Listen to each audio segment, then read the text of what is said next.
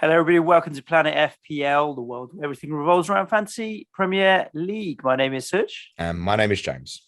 Monday morning, James. Should we do the usual now? Timestamp 9:15. I think Monday, so. the 3rd of January.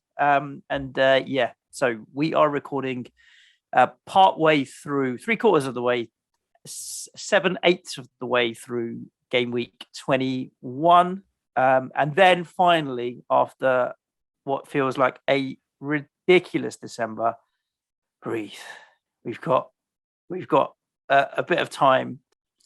Yeah, ironically for myself, this kind of feels like Endgame, as in relax. Yeah, done now. Chill out. Well, no deadline stream for a couple of weeks. No planning for that. And yeah, it does feel like the most hectic bit has gone. I mean, technically, we've actually only in the month to come. We've actually only got 2 game weeks, I think, left. Is that for it? The rest of this month, yeah. So there's 22, which obviously kicks off on the 14th of January. Yeah. 23 is the weekend after that. And then there's kind of the internal break. Then there's a weekend with nothing. Then game week 24 is midweek in early February. So, I mean, there is only 2 game weeks in like the next 30 days or so. So it's kind of chill out a little bit. How much can you do? Which makes people obviously a little bit trigger happy in terms of, I need to do this.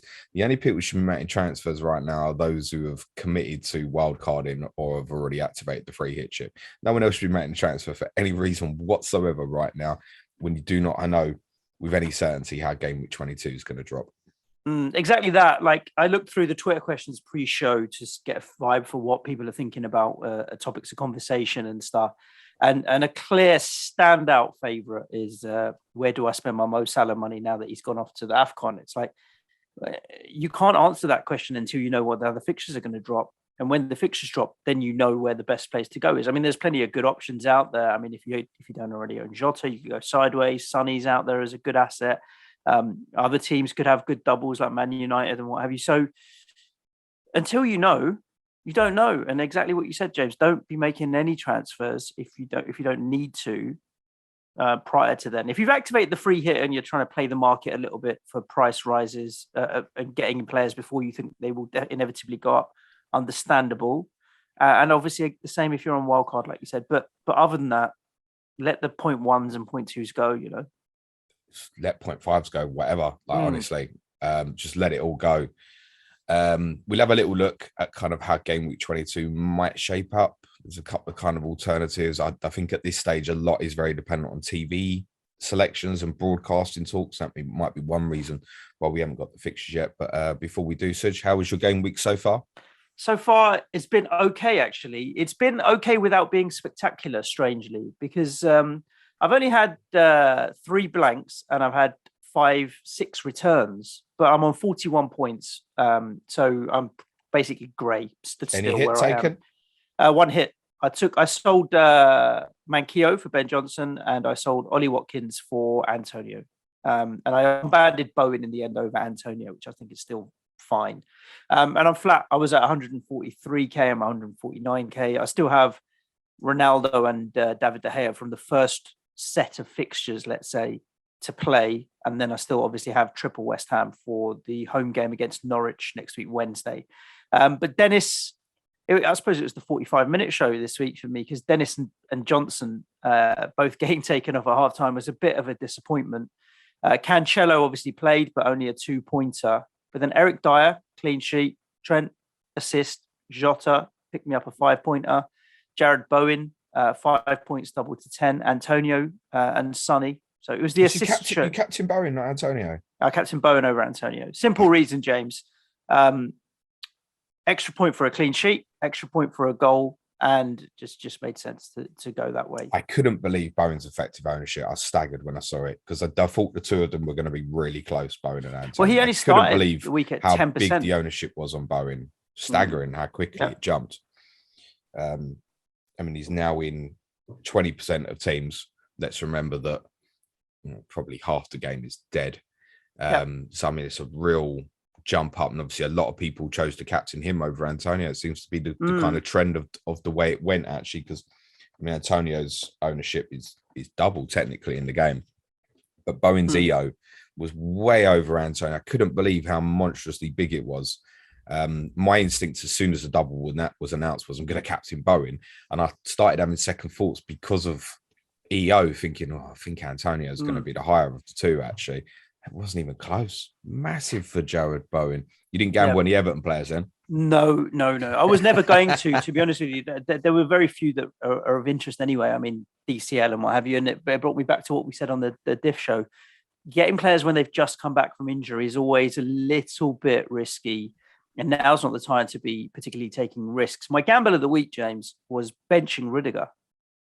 I had my bench dilemma was originally Dyer versus Emmanuel Dennis, because I thought Spurs were going to keep a clean sheet. You picked Dyer over Rudiger. I want to be sick, but well done. Well, there you go. I mean, I thought I was going to pick Dyer over Emmanuel Dennis and bench Dennis, which would have also been the same thing. Having that. But I know your attitude's always like, come on, go with the attacking players. So then I was like, well, I'm really convinced Spurs are going to keep a clean sheet here. So I can't be benching Dyer over Emmanuel Dennis. And I really do think Liverpool are going to score. And Rudiger is in a game like this, he's so on the edge. Quite easily pick up a card or what have you. So that I'm going to bench Rudiger. So I ended up benching Rudiger, which for Dyer, and played Dennis. So that was the gamble of the week that paid off so far. Although Daniel Backman's sitting in goal with a 5-pointer at the moment, despite conceding. I'm hoping 19 saves from the last two goalkeepers combined that have played Tottenham. It doesn't feel like it, I can assure you.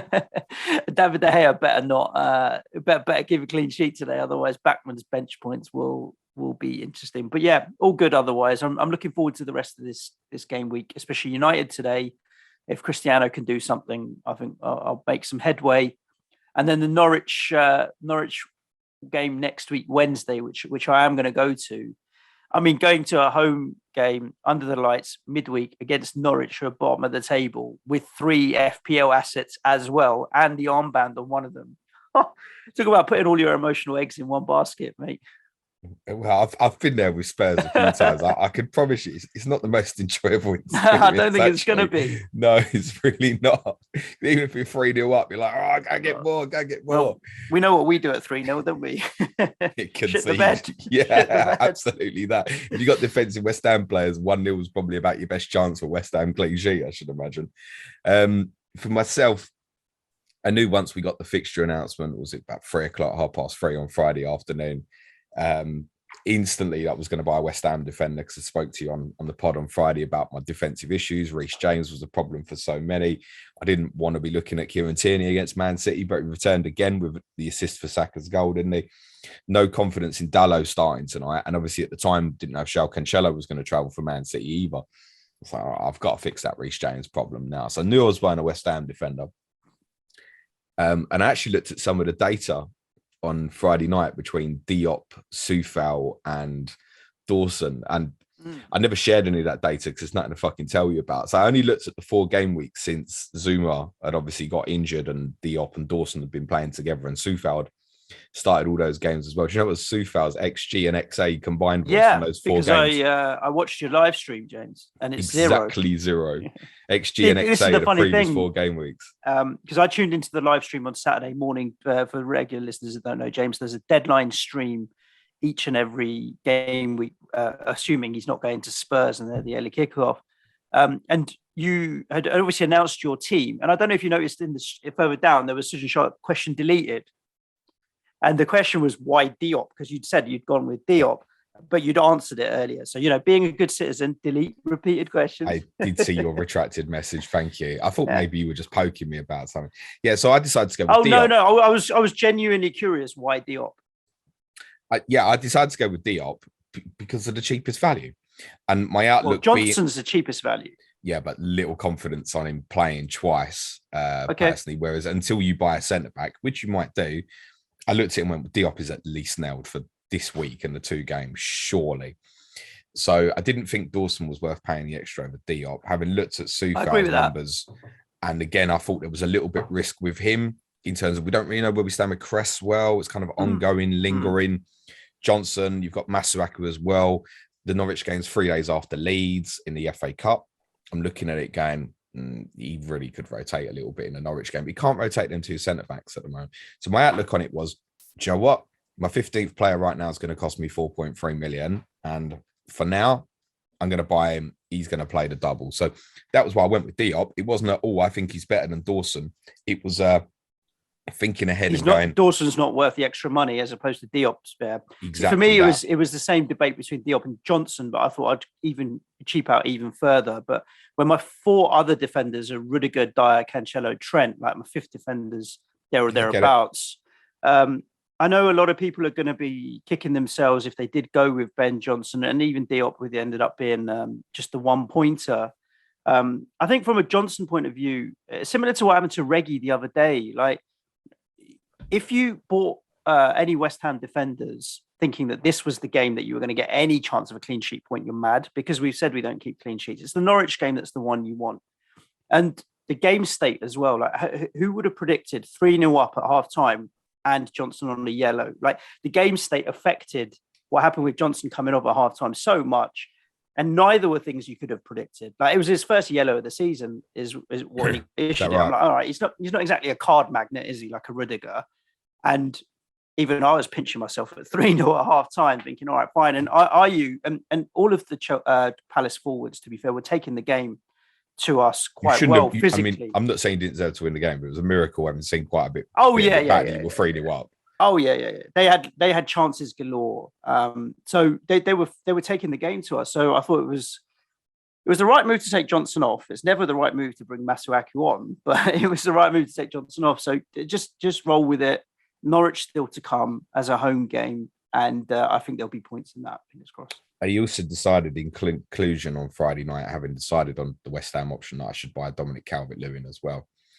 And the clincher for me wasn't this double. It was what might come afterwards. And again, this is forward thinking, because I have kind of a principle rule. Ted Rotation FPL had a long conversation with about this last year. Our Chelsea correspondent was like, as a principle rule, I do not buy players when they come back from injury. It lets you down, it hurts you. And I'm in complete agreement with that. What I couldn't overlook was Norwich away in 22, which could very quickly become Norwich away and Newcastle at home as a double for Everton. By which point, it's 3 weeks after the first game that he's played yesterday, and you think, okay, he's up to speed. And then even after that, Villa at home, then Newcastle away, then Leeds at home, Southampton away. Everton have good fixtures as well. So my thought process was, I'm not that hopeful for Dominic Calvert-Lewin this week, but I feel like with the two fixtures, I should go for it. I mean, after all, he's the penalty taker, isn't he? Isn't he, Suj? He's the penalty taker. Let's get him in now for the hit for Breuer. Let's reverse that. Because I don't have Salah at the moment, I don't need that money. I've got more than enough to comfortably get back to Mo Salah in a couple of weeks as it stands anyway. And I might be free hitting in 22, like many might be. Certainly not activating that chip yet, by the way, till I know what them fixtures are. And I'd be conscious about doing it even when we do, depending on when they drop, by the way, which I'll explain. So I thought, I've got to go for it. And that's the right decision to get him in, clearly. Because if he scores yesterday, it's paid for the hit. So taking a -4 for two players, I've got 1 fucking point between them at the moment. But that won't be the only story I really didn't like. And again, it's not a hindsight thing. I was saying it on my deadline stream Saturday. You all know I really wasn't keen on going for the Everton defender, because they are shite, mate. I sum up what Spirit Blues, our Everton correspondent, he summed it up absolutely perfectly when he tweeted on, I think it was on Friday night. He tweeted, I'm just looking for his tweet. Here you go. A double game week announcement for us, and everybody quickly forgets how absolutely turd we are. Yeah. And that's what happens with the double games. You look beyond it. It's like looking at Brentford going, yeah, good double game week. They might have a double Brentford. Looking, going, there is nothing there that I want. Like, they're doing all right as a side. They had a good result yesterday, but it's like, there's nothing there I want. There's nothing there defensively I want from Everton, even with them amazing fixtures. Skip that. I think from a hindsight merchant's kind of point of view, we should have bought Anthony Gordon. Yeah, we know. Well, and Lanzini as well, right? Well, Anthony Gordon at 4.5. But to be fair, a few did. I've seen a few Captain Lanzini's knocking about. That if we were, I was so confident West Ham wouldn't keep a clean sheet. Like, we just don't. We've been crap defensively. Yet we all bought a defender. Yet when you believe something from what you've seen of your team, why did we go get, like, I had the ample opportunity to, instead of getting Manquillo to Ben Johnson, get rid of Billy Gilmore and go to Lanty. I had the money to do it, and I would have had 3 attacking West Ham rather than spread. So sometimes, I don't know, maybe it's but with the West Ham players, it was never about the Palace game anyway.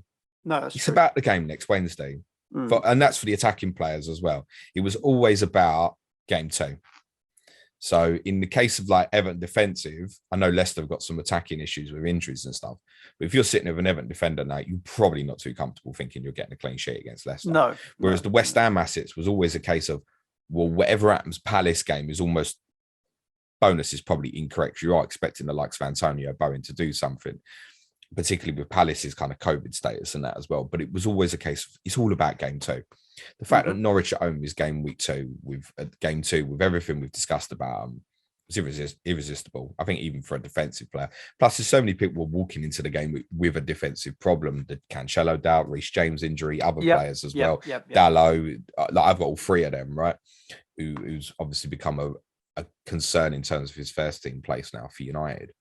So I think for those, it was easy to buy a defensive player. And I understand why people bought Everton defensive players. I just didn't like it myself. It's kind of the same as why I went Calvert-Lewin. You do look at it and go, they're good fixtures longer term. The problem with the Everton players in comparison to, say, Diop, bench Diop every week.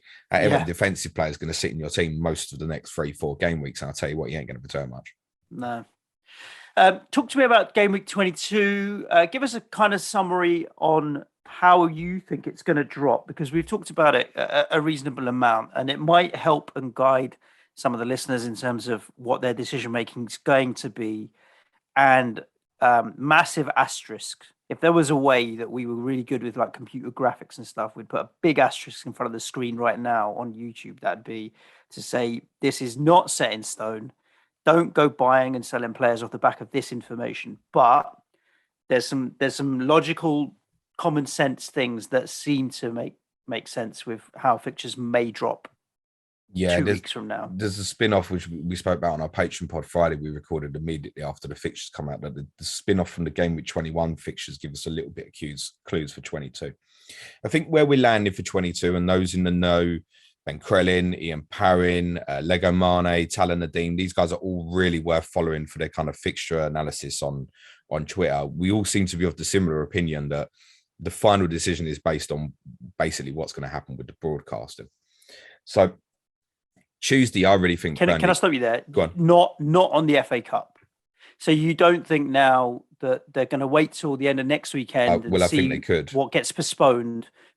Because we know there's no replays in the FA Cup, so it's not like there's going to be a second a replay locked into that week. It's only a postponement. So to re-clarify what I said last week, I think, well, about the kind of FA Cup problem. I think if there's any FA Cup game postponed this weekend, it is likely to happen in the midweek of 22. And I think that's one of the major reasons why perhaps we haven't got any 22 fixtures yet. So I think at the moment, we're most likely to get fixtures again, I think, on Friday. This Friday. I think before the games, I think so. Because I think by Friday, they'll be in contact with all the clubs and be like, are there any concerns? And anybody saying it doesn't mean that a game can't get postponed. I mean, they could get in touch with like Morecambe, who are playing Tottenham on Sunday, and on Friday they go, no, we're fine. And by Sunday, the situation might be different. Who knows, right? But I think, probably Friday to give them time to just assess if there's any clubs with any real problems going into the weekend. Because if any Premier League club has their game postponed at the weekend, I think it will end up getting played in the midweek of 22. And therefore, let's take Leicester Watford, for example. The 2 games I'm most confident about landing in game week 22 are Burnley against Watford and Leicester against Tottenham. Leicester playing Watford in the Cup this weekend. If that game gets postponed because of COVID, I think that'll go in 22. And suddenly, just literally with that, we are looking at a much smaller possible game week in game week 22. Now, there is no suggestion that game's going to be off. Both those clubs have gone through COVID issues, right? So you would imagine it's probably going to be absolutely fine, right?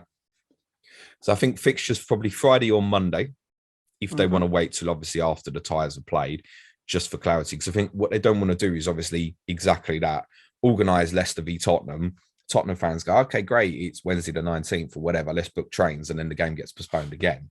That's not a position they want to be in, right? Which is understandable. So that's something you have to bear in mind. We need to get through the weekend. I still wouldn't be making any early transfers next Monday, Tuesday because of the continued COVID problem. Just doesn't make any sense to go any earlier than sort of like maybe next Thursday.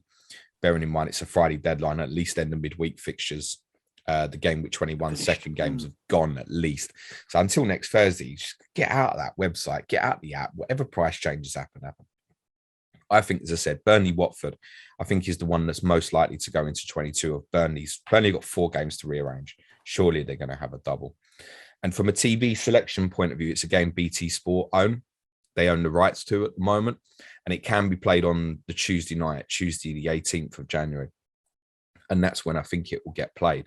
Now, that midweek, BT had 2 other games postponed. Those were Brentford versus Manchester United and Leicester versus Tottenham. Now, there's a strong chance that those 2 games are going to go into that midweek as well. I think it's really 50-50 whether United will play Brentford or whether they'll play Brighton. The beauty of if they play Brighton, which is another game that BT have the rights for, is that could also go on the Tuesday night, which I'm not sure BT want to be kind of promoting their big Tuesday night coverage as Burnley versus Watford, although it's a very big game at the bottom of the table.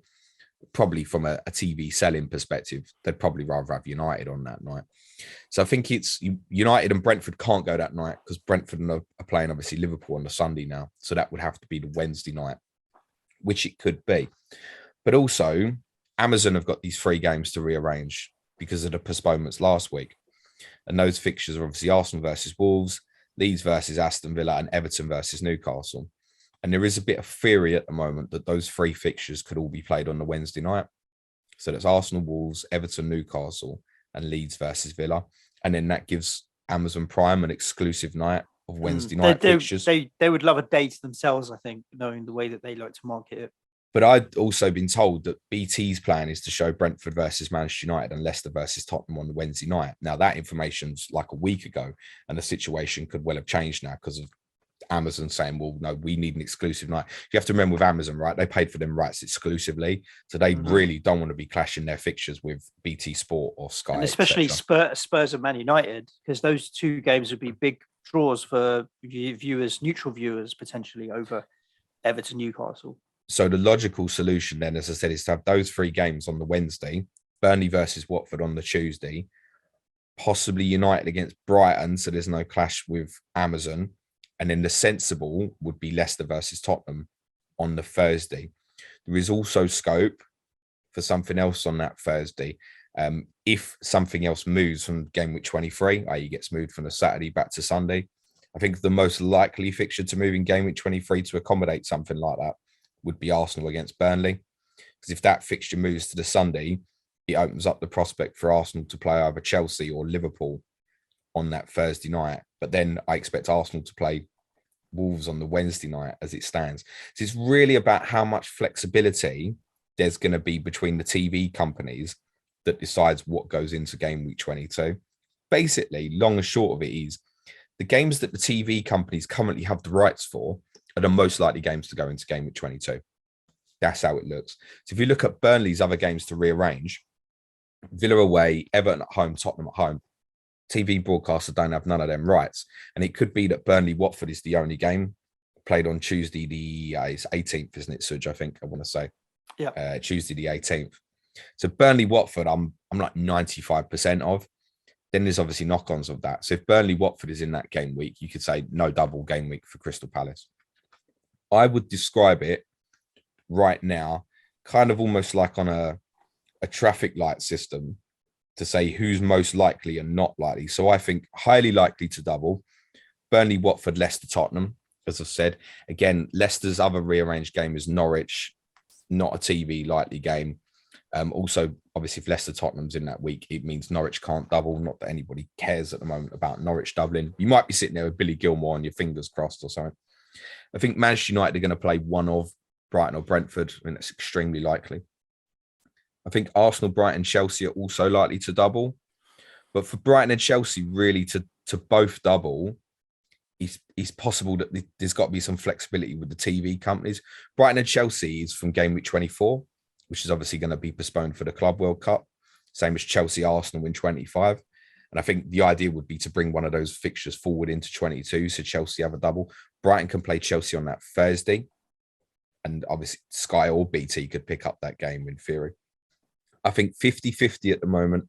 Villa, Brentford, Leeds, Everton, Liverpool, Newcastle, Wolves. It's probably all about 50-50, whether they'll double. Because there's no guarantee that them Amazon games are going to happen, right? Mm-hmm. Again, if Everton play Newcastle, Southampton's another team who obviously won't double. I think not likely to double are Palace, Norwich and Southampton. And as it stands, City and West Ham, unless they have another game postponed, are obviously not going to. Yeah, we don't have a game. We don't have a game to rearrange. So it's impossible. So I think if someone says who are the most likely, Burnley, Leicester, Man United, Tottenham, Watford, I'd be pretty staggered if those 5 teams don't have a double in 22. I think Arsenal, Brighton, Chelsea really likely to have a double in some form. And then the rest, bar Palace, Norwich, Southampton, Man City, West Ham, is kind of 50-50. We also have no idea if they're going to just look at it and go, well, we'll put 4 fixtures in now and get as much kind of exposure to the TV as possible. Or if they're happy to overlap fixtures, i.e. Amazon show all 3. Amazon might go, nah, sod it now. Actually, we want our 3 games in 3 different game weeks during the rest of the season. It's a possibility. The other reason why it's more important to get the TV fixtures in now is there are going to be games that are going to be rescheduled on these Champions League nights. And those who are not kind of TV selected are easier to put into. Yeah, it's better to hold those back. So it doesn't clash with obviously BT's coverage of the Champions League. UEFA frown on it, really. They'll be happy for a non-selected TV game like Watford v Palace, for example, to clash with a Champions League night. They're not going to be bothered. Game week 33, game week 36, 37 are basically completely free at the moment for all teams except for the only one we could say in theory might have a problem with that is West Ham in game week 37 should they reach the Europa League final. Otherwise, there's midweeks later in the season that are going to be really open for. So there's no panic. If Watford Palace, for example, is not announced next week, there's no panic. There's no panic for Burnley with their rearranged fixtures. Think, oh, Burnley are going to run out of game weeks. The only ones where there's a panic on is the teams in European competition. And the biggest one, ironically, is Leicester. Like if BT has Tuesday games, Amazon have Wednesday, and let's say Sky pick up Brighton, Chelsea on Thursday, then there's a possibility that Leicester v Tottenham won't happen next week. If they do not give Leicester a double game week in 22, then they are bowing to TV company pressure in terms of the scheduling, and it's absurd. It's absurd the potential pressure they'll be putting on Leicester because they're the one team that has European football who doesn't have any spare, right? The Champions League last 16 is split over 4 midweeks. So each Champions League team has 2 available midweeks over the course of the last 16 in the Champions League. And yourselves, Suj, West Ham are already through to the last 16. I have a small nugget on Leicester Tottenham. It's extremely unlikely, and I've not heard anything, but it was a suggestion that Tottenham were going to appeal this Europa Conference decision where Rennes have been given the victory. I don't think Tottenham have probably got a leg to fucking argue with. But if they do go through CAS and get it overturned, when's Tottenham Rennes going to be played? It's probably in midweek of 22 as well. No, I think that's like a 1% chance, but it could be something else even that's possibly holding the fixtures back a little bit. I think the fixtures will be announced either Friday or Monday. And I think there's a potential impact to the FA Cup. That's what I'm saying. All this I'm saying about these fixtures, like I said, if Leicester Watford was postponed in the Cup, the whole of game week 22, or literally all of it, could look completely different. So we're saying, relax and chill. There are going to be some doubles in 22. Could be as low as two or 3, and could be as many as 6 or 7, based on what you said there. I think probably somewhere in the middle, 4 or 5 is probably what we'll get. No, I think they're gonna try and go for 7 games. And 7 games means 14 teams doubling. Yeah, that's what I think they're going to try and go for. And I think it'll be at least 6 that they'll try and go for. That's a huge double game week. Of course it is. And everyone's immediately going to listen to that and think, oh my God, bench boost, 22. This COVID problem's not gone away. And I repeat what I've said several times, that in a double game week, when you're bench boosting, you are desperate for the majority of your players to obviously play twice. There's no guarantee that that player's team is even going to play twice under these current circumstances. So for me, bench boost, unless the COVID situation improves dramatically in the next, when's the 22 deadline? Next Friday. So unless it improves dramatically in the next 10 days, it won't be bench boosting, even if I fall incredibly into it.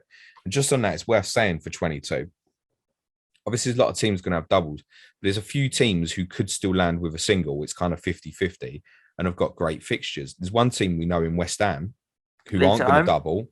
Leeds at home. Are you bothered about Antonio Bowen at home to Leeds in 22? That's fine.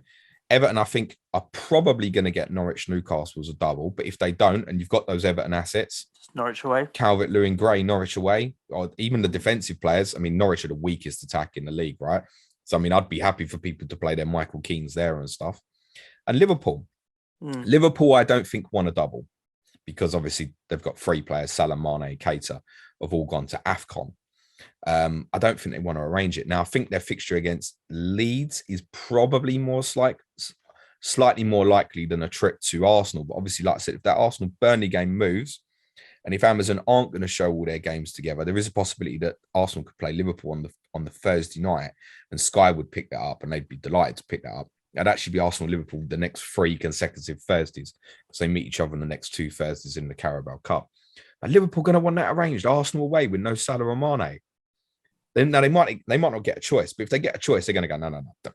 We're not doing that now, surely. But they could play Leeds. Now, BT Sport dropped their rights for Leeds. Now, if Liverpool suddenly drop with Brentford at home and Leeds at home in the double, yes, please. You know, that's Trent or Jota is going to be your captain. Triple. I think. I'd go Trent triple. I wouldn't. I'll explain why. But do you know what? You could. You could consider it. But the point is, if Liverpool don't have a double, they've still got Brentford at home. You think I'm benching Trent or Jota at home to Brentford in a single game week fixture?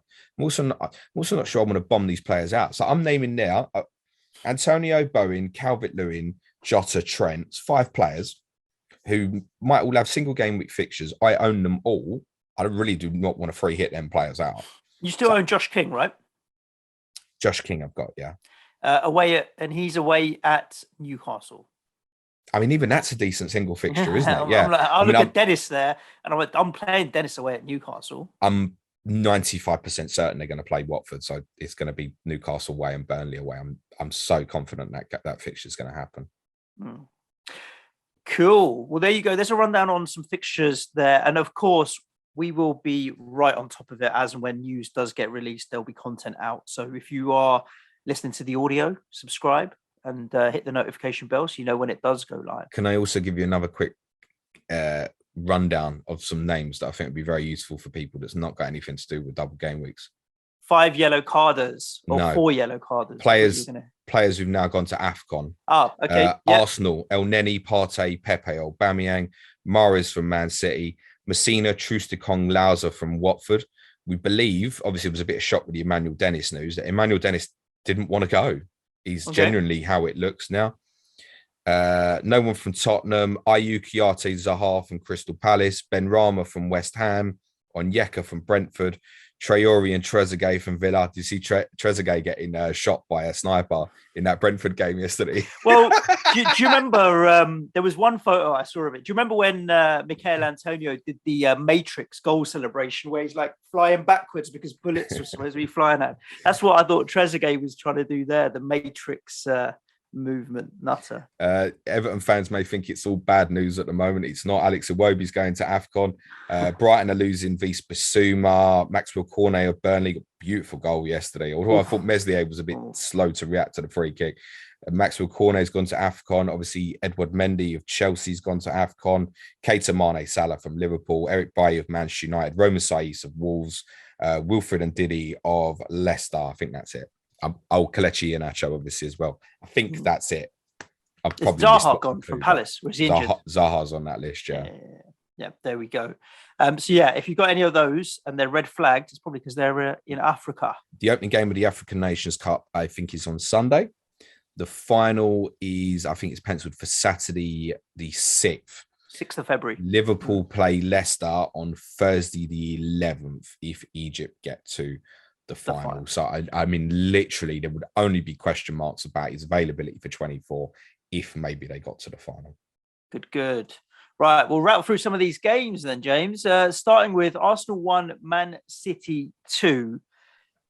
Coming off the back of this game, felt really weird. The Arsenal fans were really positive, and they put in a really good performance, and they did really, really well. And yet also City did what champions do, which is get over the line when they need to. You know, it really felt like both sides It felt like a came champions away. victory. Yeah. Yeah, both sides came away. I mean, both sides came away with something positive to take from the game. And Arsenal, I know I've got Arsenal fans that are still gutted about this and the opportunity that was there in front of them. One of my other friends is a good Gooner fan. I mean, he said that Arteta, and this I disagree with, has now built a formidable first 11 and now just needs to get some depth. I don't know about formidable yet. I still don't think Arsenal carry a fear factor about them. But they have got good players now. And I think that it's led by Arteta. So dropping Aubameyang, Pepe not being particularly near the team and squad and so on, he's got the players that want to be there playing well, and the young talent coming through in Martinelli and Saka and Smith Rowe and all these guys who want to be there doing bits, and they put in a good performance. Tierney, I bought Eric Dyer over Tierney because of what Arsenal had to come in terms of fixtures. Longer term, I would have much rather have bought Tierney and just held him. Looking at it now, and I've got to find a way eventually to probably get Eric Dyer to morph into Kieran Tierney. That's my kind of big takeaway, and I want to get Saka in as well from Arsenal when their fixtures are a bit better. I think this is the best Arsenal have been since Alexis Sanchez decided to have a fucking strop. We're going back a number of years. I think this is the strongest they've been since then. I think the energy in the team, the youthful impacts, kind of adding sort of Martinelli, Saka, players like that to this team have really helped that. I think Odegaard had a really dodgy spell a couple of months ago and looks like back to kind of his creative best. He's having a real impact on that team. I think they now know that obviously earlier in the season they got slapped at City, right? Now, the team that played against City yesterday is unrecognisable to the team that played at City in game week 3, I want to say. And we did say then, look, be a little bit careful. People talking about Arsenal going down and nonsense like that. Was like, look, this team's going to massively change over the next couple of weeks. And largely their form since then has been pretty good. They are still capable of taking the slapping. You've seen them get beat 4-0 at Liverpool and stuff, right? So I think they're still below the top 3. They're right at the kind of front of the runners, I think, for 4th now, as long as their players stay fit, is what's crucial. Because the first kind of 12, 13 players they've got now is pretty decent. Take, for example, Partey's obviously gone to AFCON. I thought it was excellent what I saw of the game on Saturday, and even Arsenal fans who tend to not think too much of him seem to be admitting that at the weekend. He's going to AFCON. He's potentially going to be a miss for them. If they're going to take, I think Arsenal's most likely double is probably Tottenham and Wolves. Partey's possibly going to be a miss. What do? Put Lukaku in there, who's done okay. They put Maitland-Niles in there. Either way, it's possibly a problem that puts extra responsibility on Granit Xhaka, and shit tends to go wrong when you put extra responsibility on Granit Xhaka. So I think there is a level below which is keeping them from being away from the top level. I only saw the last 15 minutes of the first half and the first half out of the second half. I watched it in O'Neill's. Shout out to the staff there at Watford Junction, who I don't know why I'm shouting them out, but it was nice in there. There was loads of Tottenham in there, good fun. And obviously what I saw of the game kind of reflected on what everybody had been saying was, fuck me, Arsenal played well. They did, from what I could see of the game, there's a couple of things really tactically clever that they did, which I think is going to be a copycat for what some teams are now going to do against Manchester City. One is a common one that teams do anyway, which is stop passing lines into Rodri. Stop him, because once Rodri's on the ball and he's pivoting and stuff, City have domination and control. If you stop the pass from the centre-backs into Rodri, it just creates a little bit of chaos for Man City. They go direct a little bit more. They go into the wide players a little bit more. They cut people out. Longer the distance of the pass, the more risky the pass is. So Odegaard did a great job in just kind of cover shadowing that pass into Rodri. And the other really interesting thing that they did was how deep Martinelli played. So Martinelli, on a different day, could have had a hat-trick, by the way. But he kind of went into kind of man marking on Cancelo mode.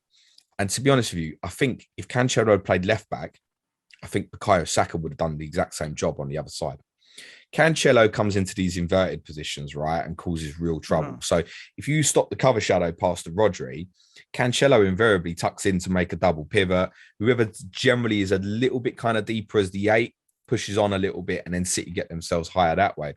So Martinelli really cut that pass off as well. And I think that's a copycat that you'll see teams trying to do now, is that a wide player almost goes and man marks Cancelo and kind of cuts into his own inverted position. And obviously Martinelli going the other way against Cancelo caused him loads of trouble. Not the first player to give Cancelo real problems defensively. Salah destroyed him in that fixture earlier in the season at Anfield. He has been outstanding, Cancelo, obviously. I'm not sure that if he mentally was probably in the right place after what the poor Sol obviously suffered last week at his home as well. But you're right what you say about City champions performance, isn't it? To go and get that win. Guardiola perfectly said he was Arsenal with a better team. It just come out blatantly said it, and he was right. Arsenal shouldn't have lost this game, but City have now won a couple of games where you thought, and that's the major difference. Yeah. How many points clear are they? It's difficult 12, to say. Is it now? 10 or 12. I mean, Liverpool point behind Chelsea and got a game in hand, haven't they? I think they can reduce it to 9. I want to say. It's difficult to see that being overturned, isn't it? Oh, it's impossible almost to see it being overturned. It's not impossible, but it feels unlikely. Okay, yeah, it's highly unlikely. They're 10 points clear of Chelsea now, 11 points clear of Liverpool, but Liverpool do have. And as I said, all the big teams have still got to go to City rather than the other way around. So exactly, they host Chelsea obviously next in 22, which is certainly going to be a single for City as it stands. We've got Tottenham at home in 26, United at home in 28, Liverpool at home in 32. They've now played Arsenal twice. The biggest away game City have got left is West Ham away in 37. It might be over by then. I'm looking at adding a City attacking player for the run after the Chelsea game, because that run afterwards, Southampton, Brentford, Norwich, and then yourselves, and then Everton. I mean, I reckon they'll win all 5 of those games comfortably. And there's going to be some points there. So I may even just go with Gundo as the cheapest and have him in there, and I'll pick up bits and pieces. I'm more looking to sell rather than buy. So I mean, I've got Bernardo Silva, who's one who, as a single game week fixture, is probably definitely going to be spendable for me. Not again. Cancelo against Chelsea. Am I bothered about having that as a single game week fixture? It's another one. It's still City players, isn't it? Fine. Bernardo, I think will almost definitely be going for me, though perhaps like a Maddison or so, depending on how the fixtures drop for 22. I wouldn't be looking to add City. It's too much of a headache with the Champions League restarting. 23. I'm talking about.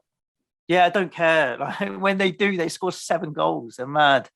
I still think Foden would be the best one.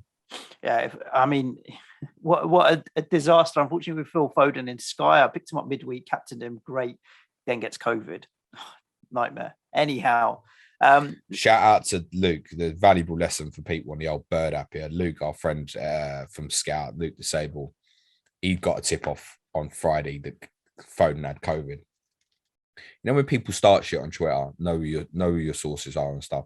For Luke to have put that on Twitter, he was so confident because he knew the damage if it was wrong and what people were going to say, right? So Luke is one of the nicest and most reliable people I know. If he puts that shit on Twitter, it's because he didn't mean he was 100% right, but he genuinely trusted the source to share the information, right? Yeah. And there is so much fake nonsense going on in that bird app. So, you know, when someone says X has got COVID, consider what person is actually sharing that information. Agreed. Well done. Watford nil, Spurs 1. Obviously, you get a game you went to. Thriller, mate. What? I'm hugely disappointed. I had 3-0 for Spurs down and a comfortable victory. And I told you Tottenham aren't going to win games like that, mate. 2 away games in a week, a draw and then a 97th minute win. Although you did have 21 shots, quite a lot on target. Peppered Backman. He picked up 9 saves. So it's Forster made 10 in game week 20 as well, right? So you're going, Tottenham forced 19 saves from goalkeepers in the last 2. I'm not sure it gives a real reflection of the story, though, because across the 2 games, the only great save I can remember was Backman's save from Son at the weekend, which was a really good save. It was the only one I reflect on and go, has he saved that kind of thing? There were a lot of similarities in the Watford game to the Southampton game. The only difference being really it was that we dominated the first half completely. Watford did something interesting tactically, and it was difficult to tell from my front row view behind the goals. Like watching football at sea level is not particularly enjoyable in terms of trying to get a perspective. But at times they funneled into a back six. So they basically played a 4-4-2. King and Dennis both played through the middle together. King kind of dropped off into 10 positions. It's a role we've seen him do for other clubs in the past. But they basically played Cathcart at right back with Kuchar in front of that. Now, Kuchar played so deep the whole game. Honestly, I'm not sure that he didn't just play right wing back, Suj, to be honest with you. And Ken Sema kept coming inside from the left midfield, has not played a lot for Watford this season, has had injury problems. But then in times in the second half, he looked like he was going into left wing back and they were playing 4 centre backs. And just, remember Mourinho did that in a few games last year when Tottenham had City, Chelsea, Arsenal in a row. And he kind of had Sissoko and he did it differently. He had Sissoko and Højbjerg going into kind of positions in between the centre backs and the forwards and having a back six. It was done differently, but it was a little bit like this. So the takeaway from it would be that I think Ranieri's had enough of what he's seen of them defensively and gone, hang on, the best way here really might be to put up a lower block. Rather, because they've been quite open in games, and actually trust that the likes of Dennis and King can actually do the business for them on the counter-attack.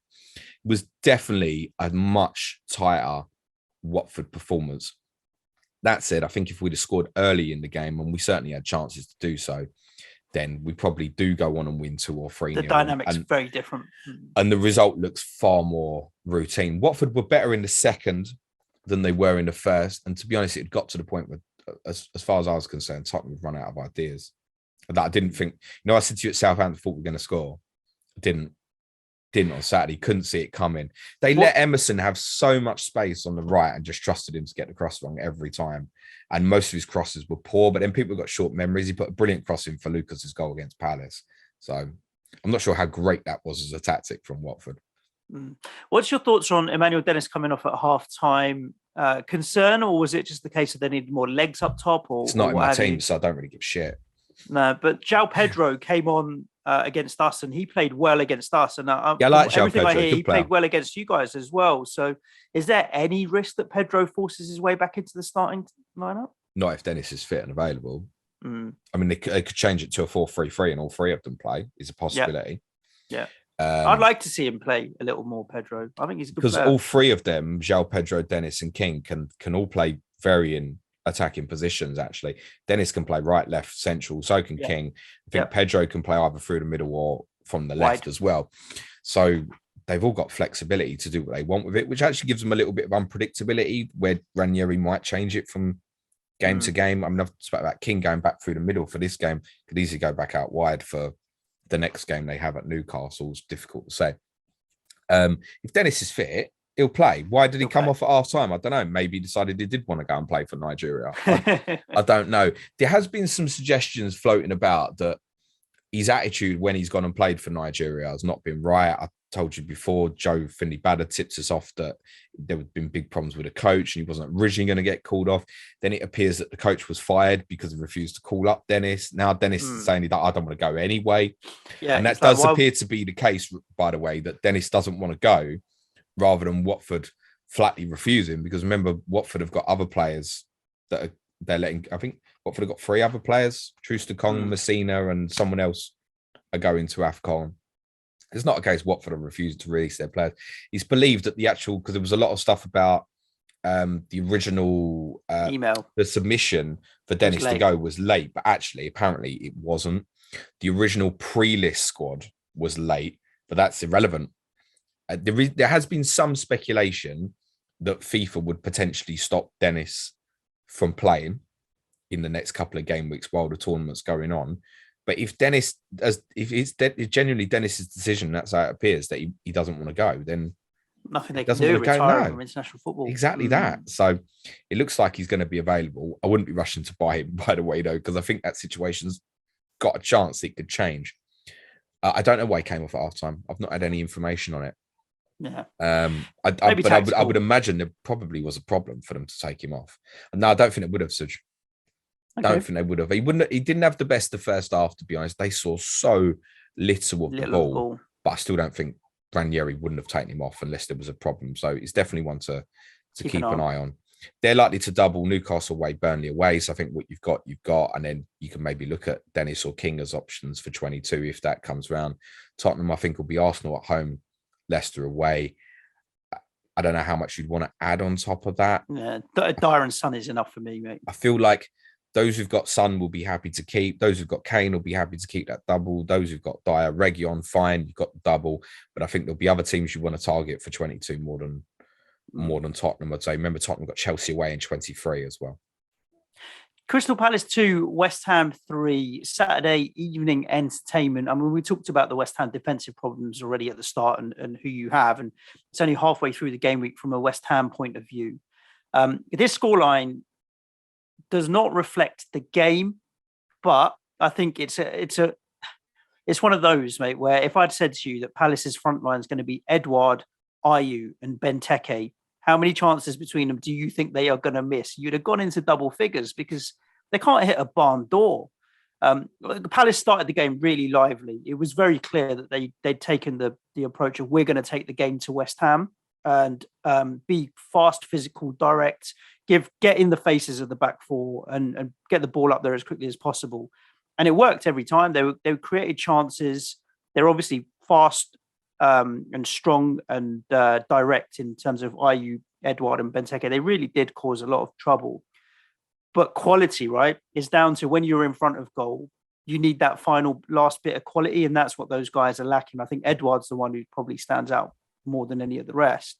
And then when it came to it, with the chances that West Ham created, I mean, Benrahma's ball in for Antonio's goal, it's almost like De Bruyne the other day for Foden. It's like it's easier to score than it is to miss because he's put it on such a plate for him with Antonio. It was a crap connection. Gator, it bounced off him before it went in the back of the net. A goal, really, wasn't it? What, Antonio's? Yeah. It was crap. No. Obviously, the ball was give it to Antonio, but there is a final angle that shows that kind of Gator kind of knocks it down and it comes back and it comes off Gator. Yeah, a little bit. Look, Lanzini's goal class, flick it up and left foot finish. So good to see him back to his best. And obviously then the penalty. Had Palace taken their chances, they could quite easily have drawn this game and nicked this game. But it's down to quality, I think, for Palace in front of goal. It's that final third. If you look at Palace from the point of view of that performance and then say they got, okay, Elise came on and did well. They've got Ayew in the wings. Zaha didn't play. They've got the talent there. They're developing well. Gallagher I like their didn't style play. of play. Gallagher didn't play in midfield and Milivojevic wasn't up to much. They did well. West Ham on the other end are not going to keep a clean sheet till Zuma or Ogbonna are back, and Ogbonna's not back for a while, and will still continue to score goals. 21 games this season. How many times have we scored 3 or more goals in a game, James? This season? Not many, I don't think. Oh, actually, no, there's been a few. Yeah, quite a few times, early on, though. Yeah. 1 in 3 games, we've scored 3 or more goals. 4 against Newcastle, 4 against Leicester, 4 against Villa, 3 against Liverpool, 3 against Chelsea, 4 against Watford, 3 again. Yeah, 7. Like 1 in 3 games, we're scoring 3 or more goals. There's every chance there should be another one, wouldn't it? Yeah, exactly that. So, yeah, attacking assets, no problem at all. But like City sharing around the points a little bit. Defensively, hold your breath. But good game to watch, entertaining. Feel for Palace a little bit. They could have got something out of it. Glad to get out of it, mate, and move on to the next one. Who do you think will take Benrahma's place? That case, Fornell's coming back in. Do you think? Yeah. Did he miss with COVID? COVID. Yeah. COVID. He was at home. He wasn't even with the squad or nothing. You can see he posted a picture. He was watching the game on his exercise bike. Okay. Yeah, the Fornells will come straight back in, straightforward as that.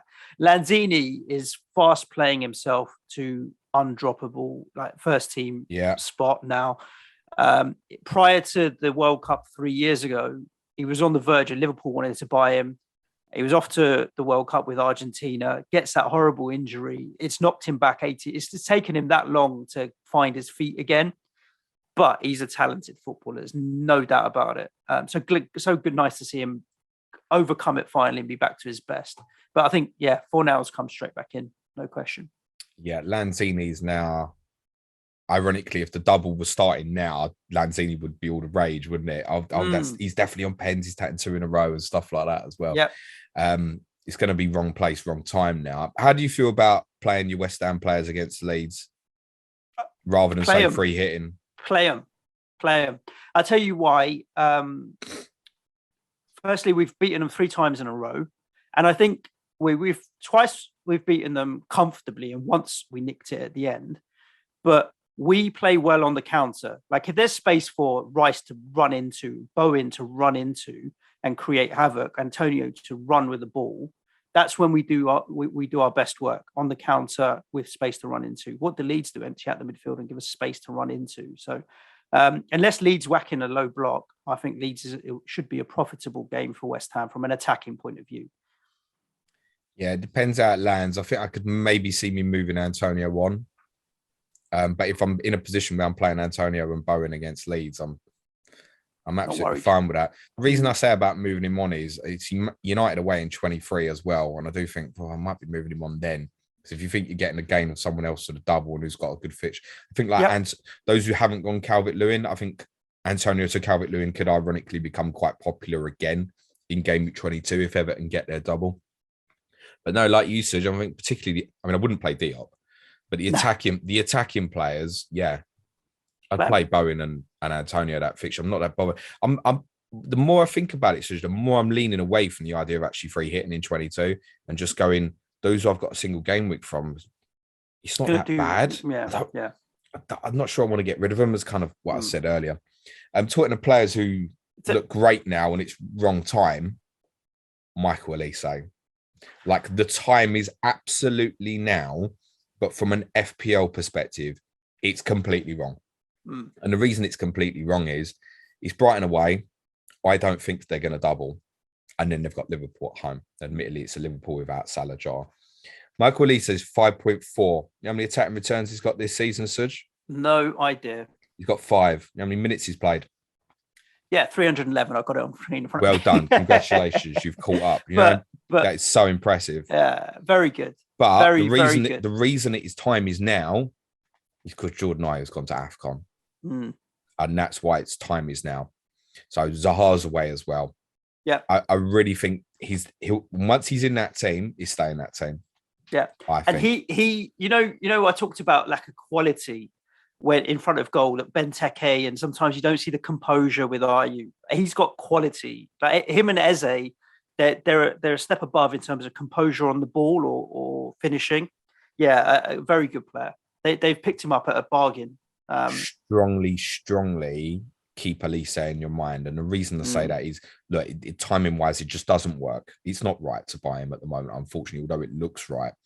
Norwich away in 24, Brentford away 25, then Chelsea, Burnley at home 27. The lingering Watford fixture, I think, could land in that period somewhere as well. So keep him very much in your mind. That's a super price. 5.4, and I think he could be a really good asset. You know, people say, do you think to break out second half of the season? It might be him. Brentford 2, Villa 1. We're getting to the Sunday fixtures, James. I mean, this is the second time in a row at home, right? Brentford have nicked a 2-1. Watford, they got over the line. Or was that away? That was at home, wasn't it? Was it Brentford? That feels like a lifetime ago now. So. Yeah, but I mean, they're nicking wins here. And fair play. Like they keep adding points to their tally. They're going to do all right. I didn't expect anything from Brentford here. I thought Villa, with the turnaround in form under Steven Gerrard, were going to win this comfortably. And it's actually Brentford that are above Villa in the table now. I think we could all see it, that Brentford away is not going to be an easy game for anyone. City last time around was tough. Possibly, we're probably not going to speak about them much now, but United's double could be Villa away, Brentford away. Doesn't appeal. I think, on paper it does. You go, Ronaldo, Villa away, Brentford away, that's all right. But actually, do them fixtures appeal? No. With the way Brentford work, you wouldn't fancy United going there right now, would you? No. But then I wouldn't actually fancy United at home to Brighton at the moment. I've got De Gea, Ronaldo. That's 2. I wouldn't add a third with those 2. Oh, no. Obviously, you keep on. Listen, it might even be that it dropped and you go, fucking hell, Ronaldo double game week is going to be difficult to look beyond, right? Because there's any game. You wouldn't expect Ronaldo not to return in the two games, but I definitely wouldn't expect him to go off mental in those games. This is where I say Ronaldo looks tired. No, he doesn't look tired. He'll probably return against Wolves tonight as well. Brentford are putting themselves in a really strong position. We were concerned about a couple of weeks ago, but those little results, like you say, they are, it's just keeping them well above what they're well above kind of point per game at the moment. We've kind of got a 3-game cushion from that perspective. They're probably not going to need a point per game to stay up. Southampton away next midweek. If they win that, I really think they can look backwards, because although they've got Wolves at home coming in 23, you could say they could win that, and City away in 24. They have some lovely fixtures between 25, 29. So we've got Palace at home, Arsenal away is obviously tough, Newcastle at home, Norwich away, Burnley at home. Some nice fixtures in there, Brentford, where you'd fancy them to tick over.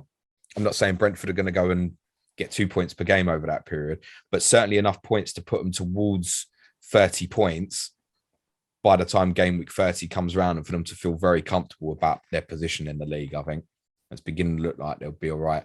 From an FPL perspective, no real interest. Alvaro Fernandez owners should note that they bought Jonas Lossell.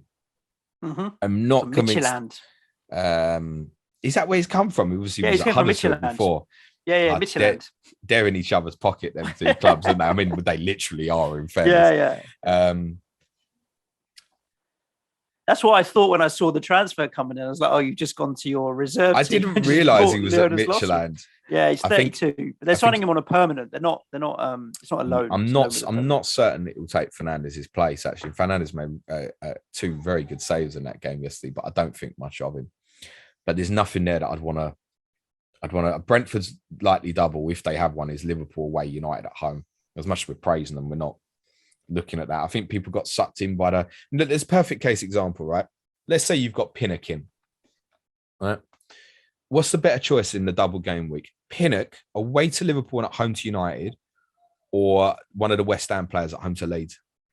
Single fixture. I'd probably take Pinnock but I don't think there's enough in it to really warrant the double game week is really a reason to make the decision. That's not something. The Pinnock away to Liverpool and at home to Man United is not something that make me want to bench boost or something. It's really not. Pinnock. So, away at Liverpool could easily be minus points, but looking at that. So Villa obviously missed Ollie Watkins. We don't know why yet. We can only assume probably COVID. Someone did start some stupid Arsenal rumor yesterday as well, which tends to happen. Oh yeah, he's going to Arsenal or something. Oh, shut up. I presume that's probably what the issue was. Obviously, that game week 22 is a couple of weeks away. United at home is obviously Villa's first game. I think they'll probably play Leeds away as part of a double. If they don't, it's likely to be a single game week fixture. Villa are kind of really in the 50-50 bracket, whether they'll get one or not. But if they do, they've got nice fixtures afterwards. Everton, Leeds, Newcastle, Watford, Brighton, Southampton follows game week 22. So Villa should be in your thoughts, definitely. Thought Steven Gerrard's reaction to the defeat was a little over the top, but I think he's obviously trying to set very high standards, which is no bad thing at the moment. And they might do well over the next few game weeks, Villa, despite a disappointing performance yesterday. What an assist by Buendia, by the way. Wow. Oh, class pass. Everton 2, Brighton 3. Unlike the West Ham away 3-2, which felt like a bit of fortune, this was not 3-2 Brighton hanging on at the end in the way that we did. Everton are so shit. Sorry. Norwich I feel Villa, like I don't want to go Leeds. in on them, mate. Oh I almost feel bad going in on Everton. Here's the thing. If the doubles drop the way I think they might, the best double in 22, having just had one, is Everton. And that's why, although I didn't like going for the defensive players and stuff, I can completely understand why people did. Because you look at it and go, 2 home games for a double, one of only 3 teams doubling, probably the best double in 22. And then afterwards, Villa, Newcastle, Leeds is not the worst run of fixtures either. Not that I wouldn't fancy Everton against Villa at the moment, particularly. But I can understand why people did it. And if they all drop in a certain way, I think if Liverpool don't get a double and Everton do, Dominic Calvert-Lewin will be extremely popular for captaincy. in game week 22? Not for me. I just don't like the sound of it. I get it, and I agree with you, but that's the big one. No double for Liverpool and a double for Everton. He's going to look big. There could be a double for Spurs. Sunny Arsenal at home and Leicester.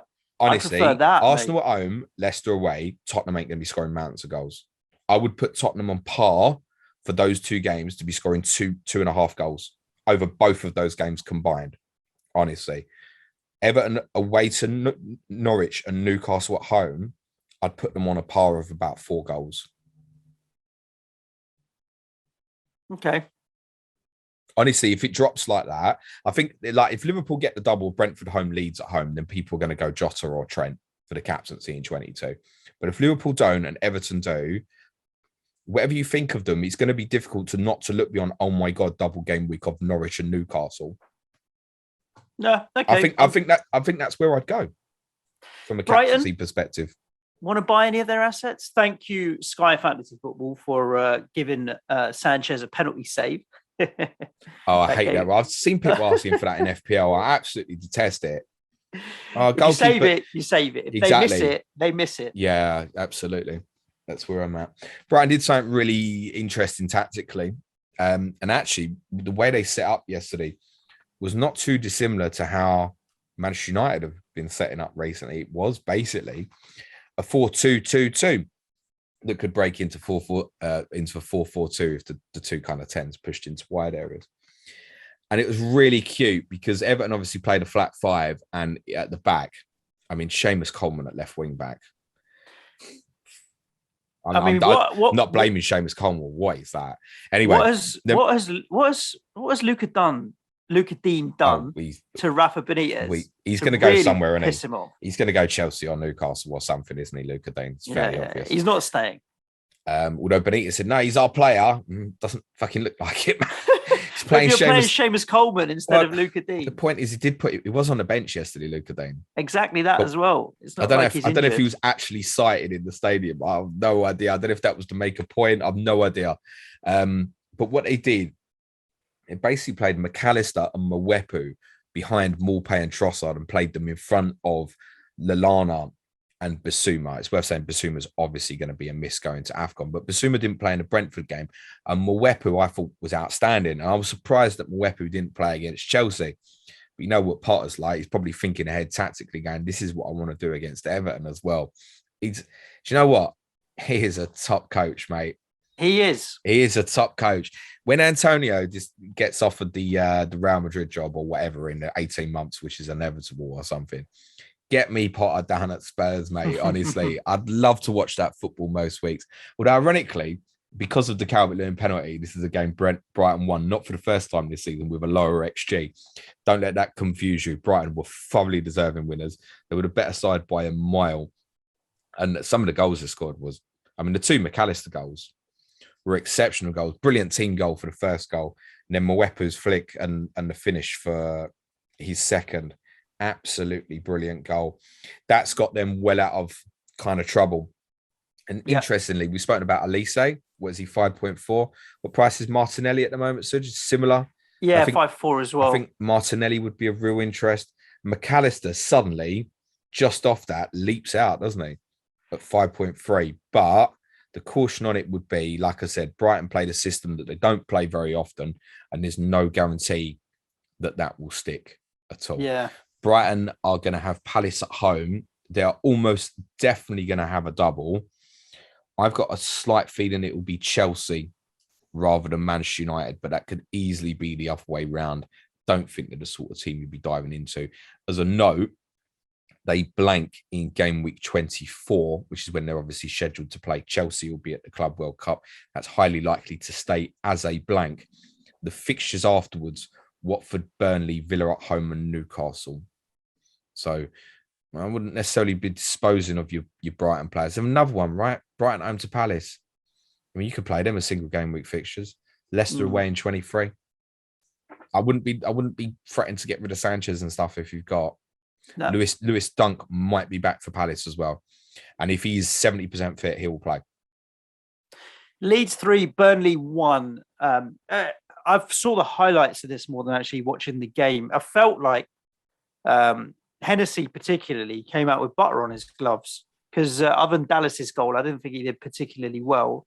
And even you mentioned on the free kick. I mean, it's a great free kick. Meslier a little bit slow. It didn't I thought feel so, actually. Yeah, I don't know if I'm being harsh. I thought the You obviously saw goalkeepers it very late. I just felt the goalkeepers were not quite 100%. They probably could have prevented it. It wouldn't have been as high scoring. I think it's but maybe probably, I've been a bit harsh on him. It's probably credit to the first and Meslier third goal that I expect him to get there. Maybe that's where the criticism comes from, because I think, he is very good. He's very agile and stuff. Meslier, he's a huge, tall goalkeeper. It's not really, is he?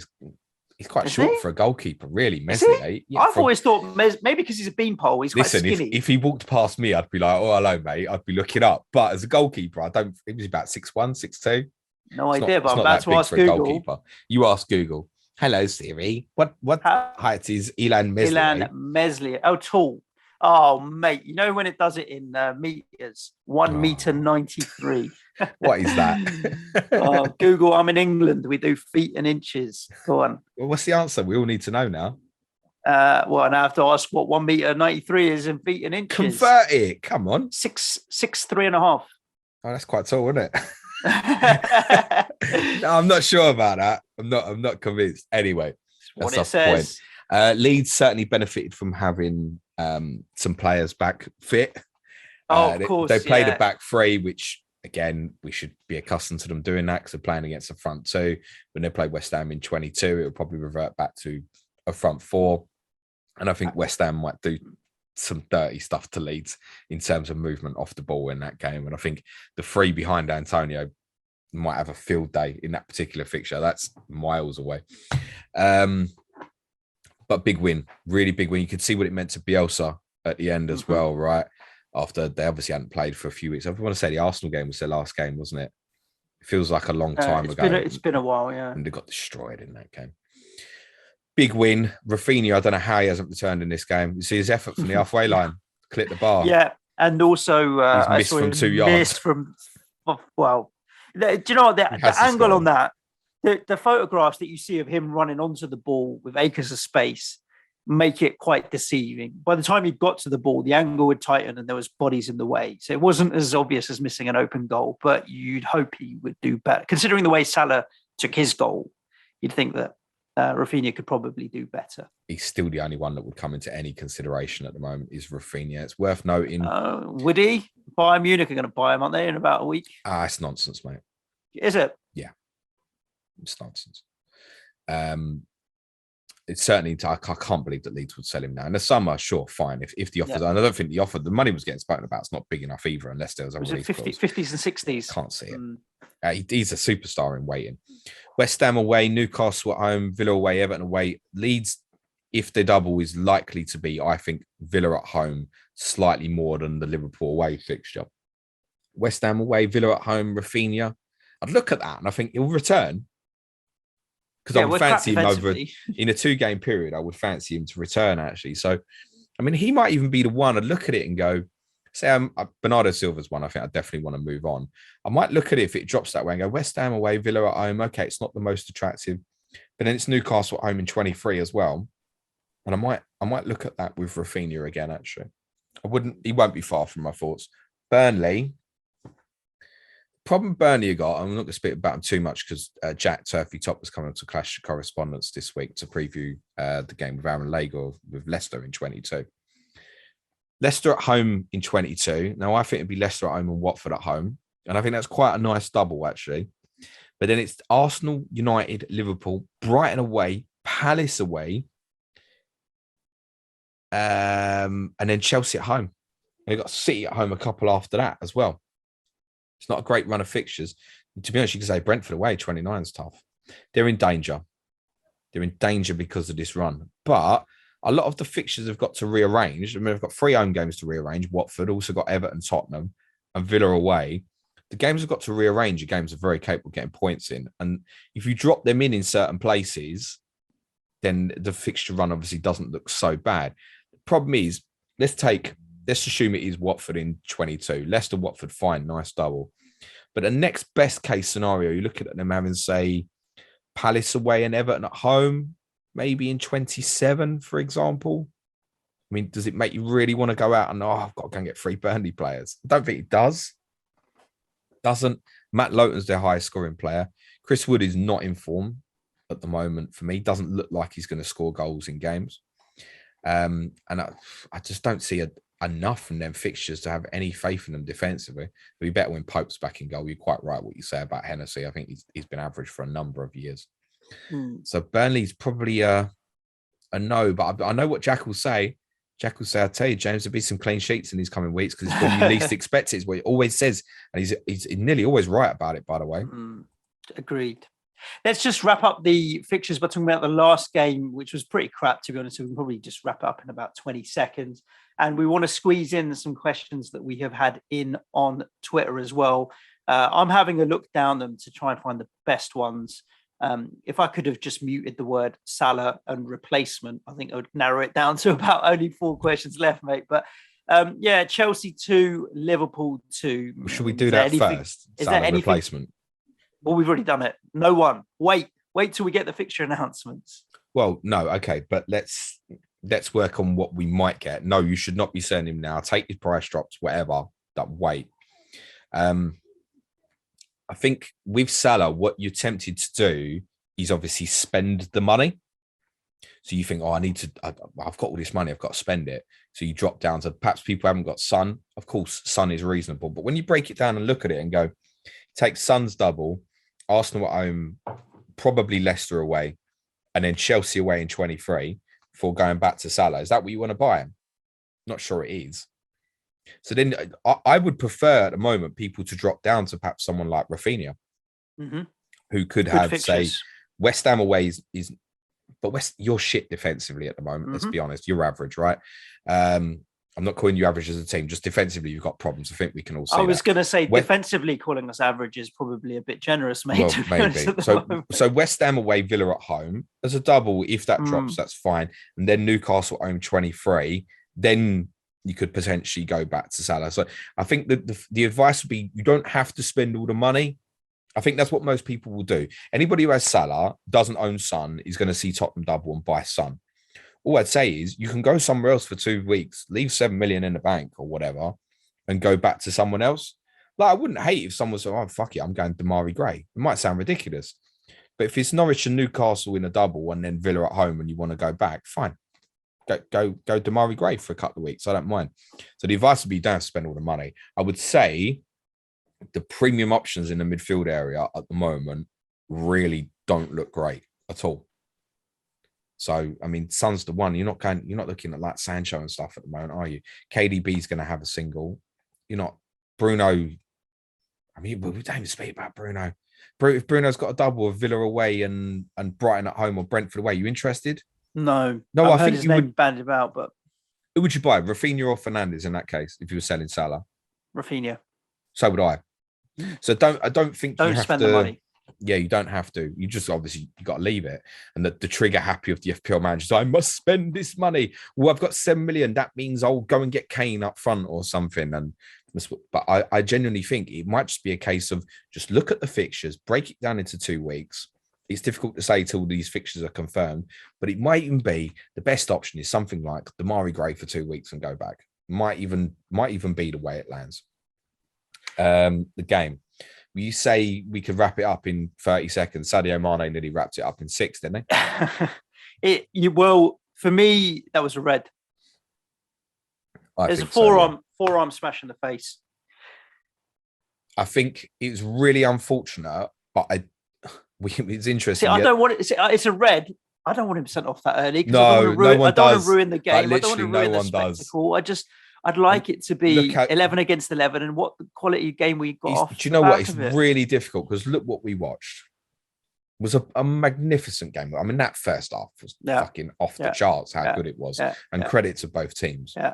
I mean, flip it the other way. You look at the Kane tackle on was it Robertson and had he got sent off, same thing. You've got the rest of the game that we'd had. But I mean, Kane is definitely a red card, by the way. Yeah. And I think this Mane one, The only thing I can't make my mind up is because we literally spoke about this on the pod on Friday, I want to say, Yeah, because about I was talking about players elbows. jumping with leverage. Now, I think basically when you're jumping up, your arms go up almost pointy, Momentum. right? So I know like Carragher was talking about pointy, but if you're trying to pull yourself up, your forearm doesn't come out.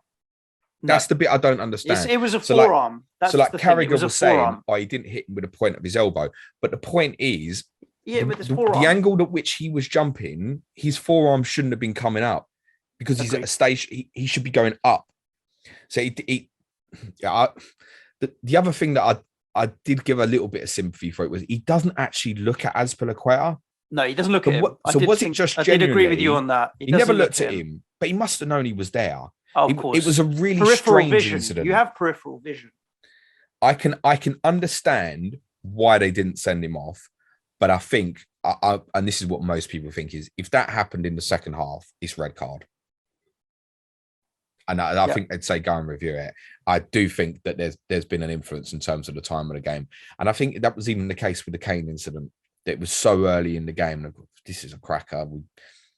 But games can't be refereed like that. No, that's the thing. It should be the same rules regardless. I think it's probably the Mane one is the darkest orange I've ever seen. Mm-hmm. But I'd have an element of doubt where I can understand why it wasn't given, like for the fact that Mane genuinely is looking at the ball and stuff. But I think it's completely endangering the player, and it's out of control from that perspective. And therefore, for me, the red card would probably have been right. I also thought Mount was a bit lucky. Like it felt like when they VAR'd it, they were looking at the wrong incident. They were looking at, did he kick him on the floor? But he properly shoved him over before that. It looked like kind of give him a proper handoff. I don't know if he was a bit lucky as well. Anyway, kind of what I said after the Tottenham Liverpool game. Don't really want to discuss these things because the football match was so good. What's your views on one of the things that's really come up is that without Salah and Mane, is Jota as good a asset in the coming weeks? I thought he was brilliant yesterday. I was really surprised he was taken off. When's he not?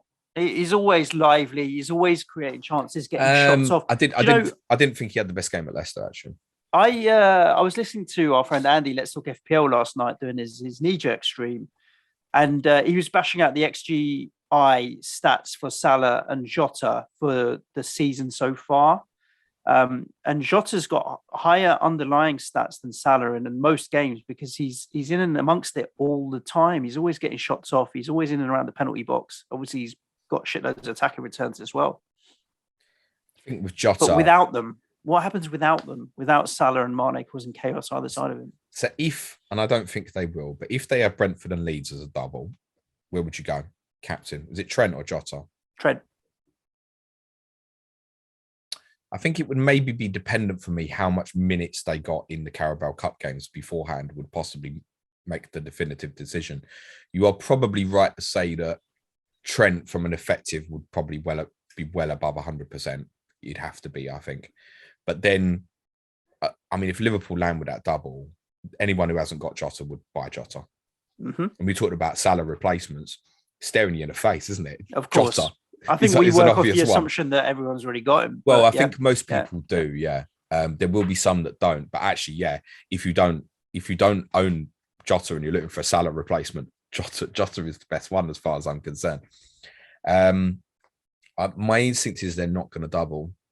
I don't think, because I think they'll be knocking on the door going, no thanks, mate. Not while we've got the two big boys obviously away at AFCON.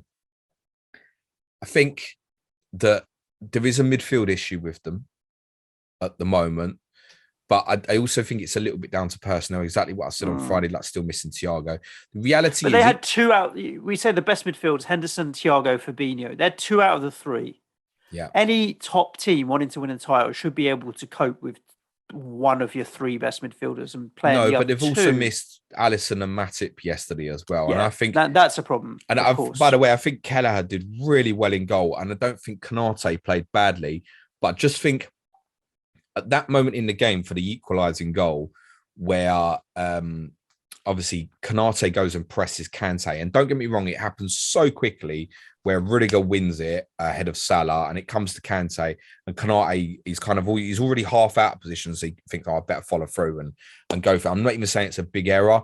I just think at that point in the game, couple of minutes to half time, just after Kovacic has scored a worldie, back off. What's the worst that Kante is going to do with the ball 35 yards from goal? And I think it just became so easy. Positionally, they were all over the place a little bit in that moment. It was like panic setting. Yeah. Van Dijk should come across as well. I don't know why he doesn't come across. I'm not saying he got there, but he doesn't do that. I feel like come across. Once it's gone to Pulisic, he backs off. He's just going back to the goal. He's like, oh, someone else will deal with it. That's not my zone. I think he should come across and he should smash Pulisic. And I'm not saying he would have got there, but I think he should come across. He actually doesn't do that, Van Dijk. He should come across out of position, but he almost refuses to do it. Chelsea didn't deserve to lose the game, but I think most of us think at 2-0 games finished. Yeah. Probably what we're thinking. And at that point, it could have been. Well, I was thinking how many, actually, to be honest with you. But there was a period there where you thought, because of what had obviously happened with Lukaku being left out and stuff, and you thought, oh, I wonder if it might turn a bit out. But the atmosphere came across the state, was brilliant in the ground and stuff. Kovacic was absolutely outstanding. Him and Kante in midfield. I mean, that shows the depth to Chelsea, really, that they left out the player who a lot of people think should have won Ballon d'Or. That's not true, by the way, in Jorginho. Kante and Kovacic and their energy. I actually thought he was going to play all three to start with to combat Liverpool's three. And the fact that Lukaku might have been out, I thought he was just going to play Mount behind one of them. The front three did well. Were a handful during the game. Their movement caused Liverpool problems. I think both sides are in a period where there's issues defensively. You have to look at Liverpool's three fixtures and go Tottenham away, Leicester away, Chelsea away, 2 points. The Man City pick up 2 points from them 3 away games. No. Well, I mean, admittedly, they lost at Tottenham themselves opening day, but they also won at Leicester, and they won at Chelsea. So they got 6 points from them 3 games. And I think that's more you would expect. Those 3 away games are bloody tough, Tottenham, Leicester and Chelsea. But you don't expect Liverpool to get only 2 points from them. No, agreed. And it's gone. It's gone. I think even if they take 7 points from those 3 games, you go, yeah, okay, win at Tottenham, win at Leicester, draw at Chelsea, whatever. Maybe even 6 points. You go, okay, it feels a bit closer. Liverpool do have a good run of fixtures, worth saying. Brentford, Palace, Leicester, Burnley, Norwich. You might get the Leeds and Arsenal games thrown in there as well. They do have a run of fixtures where I think this is a little bit recoverable for them. So I wouldn't rule Liverpool out of the title. Chelsea, I can't see it. Drawing too many games. Do you think Lukaku's done?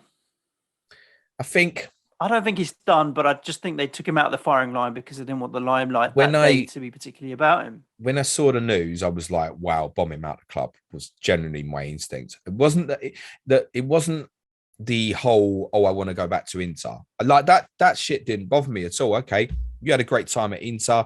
You felt you left negatively. You feel like you need to come out and say you still love the club and stuff. You'd like to go back there in the future. Fine. Didn't have a problem with that. The big problem I had was the coach promised me something else tactically, but I'll be a professional and I'll do my best and stuff. What was that? That's completely, that was worse than the Inter comments, was the shit he said about his manager. I felt like Tuchel had to make a stand and leave him out.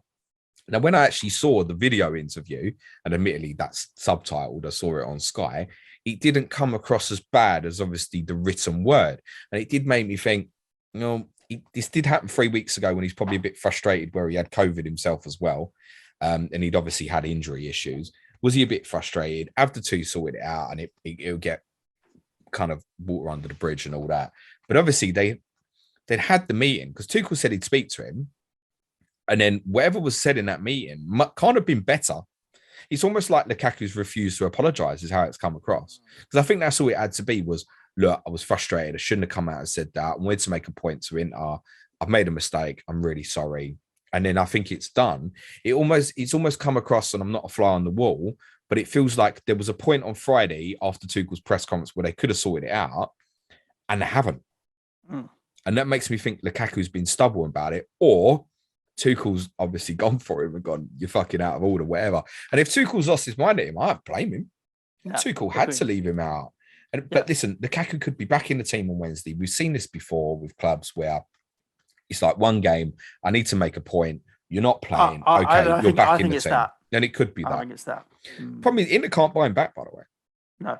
The only way Inter could buy him back if they sold like Lautaro Martinez or something. Exactly. So, I mean, I don't know what he's done there, Lukaku. Yeah. It was just bizarre. I think it's out of order. I think it's out of order on his teammates as well to come out and say stuff like that. Because what are people who's playing up front with Lukaku in that system? What do people like Havertz think? Or is he talking about me as a? Do you know what I mean? It's just wrong on so many levels. Yeah. So yeah, I agree with you. I think it will probably get sorted, and he might even be back in the team as early as Wednesday against Tottenham in the cup. We shall see. It was a very spirited performance from Chelsea, considering the situation they were in. They looked likely winner. That said, Mendy made some good saves in the game. The one from Salah from distance. The Jota one, it was admittedly offside. It was an incredible save. He's going to be a miss for them as well. Mendy obviously going to AFCON. But the people who've been watching Chelsea say that Kepa's been much better when he has played this season. I'm not sure I'd want Kepa away to Man City, though, personally. No. Kevin De Bruyne, certain scorer. Because can't the further the shots from, the worse Kepa is. You know that. It's the long range shots that are a problem for him.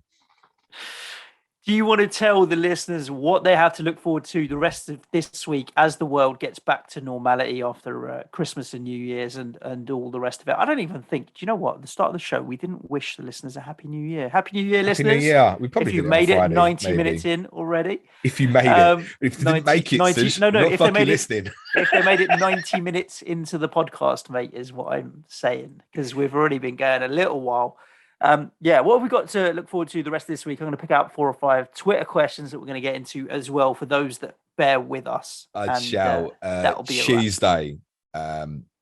Chris, FPL captain, will be joining me to preview Thursday's launch of ChampManFPL Season 3. Highly recommend everybody gets involved. Chris is going to be joining me. We're going to have a little chat about the game, how it works and stuff, kind of an intro, talk about a few interesting players potentially. That'll be tomorrow's People's Poll. Wednesday, Sky Fantasy Football. Thursday's Clash of Correspondence, I said, is Burnley versus Leicester with Turkey topper Aaron Lager. I'll be doing my Suj James stream on Friday afternoon. Our Patreon podcast this week, our Q&A Monday. Tomorrow, we're going to do what was the runners-up in the People's Poll, which is a conversation about domestic cup competitions and whether we still care about them or not. Wednesday will be Tottenham. Thursday will be an A to Z FA Cup quiz. Friday, we were going to have a look at FPL differentials, but I've got an idea and I might maybe want to change that. But I'm not going to say yet in case I don't change it. But it might be something different from what was published. Good. If you want to join our Patreon, now's as good a time as any to do it. No, it wasn't. You should have done it last month. To be fair, last month we bumped everybody up a tier, but there's always treats and surprises coming our patrons' way. Head over to patreon.com/Planet FPL, where you can support the show. It helps keeps the lights on or us in equipment and anything else as well. Head over to patreon.com/Planet FPL. All the info's there. Can't be bothered to plug it anymore. You ready for a couple of Twitter questions, James? That's quite a disappointing Patreon plug. It's only an intermediate tier, only 20 plus podcasts this month. Come on, kids, come and support the show. Yeah, definitely. Lots to look forward to.